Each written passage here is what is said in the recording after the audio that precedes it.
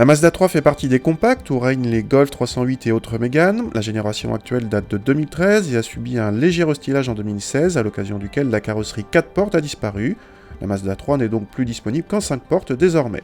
Ces motorisations vont de 105 à 150 chevaux en diesel et de 120 à 165 chevaux en essence. Notre modèle d'essai est en série spéciale Impulsion, basée sur la finition d'entrée de gamme Élégance, à laquelle Mazda a ajouté des jantes de 18 pouces, des feux avant 100% LED ou encore un spoiler, des jupes latérales et un béquet spécifique.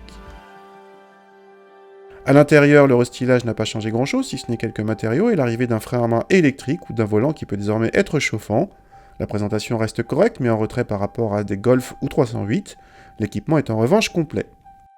À l'arrière, les passagers bénéficient d'une habitabilité dans la moyenne de la catégorie, donc décevante, car la Mazda 3 est l'une des plus longues du segment. Idem pour le coffre, pas ridicule du tout, mais moins généreux en volume que celui d'une Golf qui mesure 20 cm de moins en longueur totale. Le 4 cylindres est censé discret, même s'il pousse moins un bas régime que des moteurs turbo de même puissance, il se montre souple et reprend correctement, mais il s'éveille vraiment après 4000 tours. Pourtant, il ne s'agit pas d'une sportive comme l'indiquent les performances correctes, sans plus. On apprécie malgré tout la commande de boîte, rapide, bien guidée et à la course courte.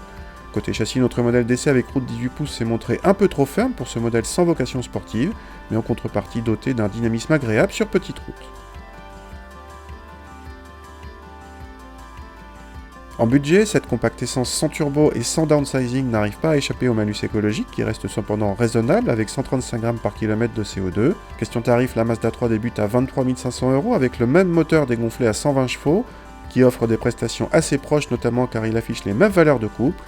On aurait tendance à vous le conseiller plutôt que notre version 165 chevaux qui n'apporte pas grand chose et coûte plus cher.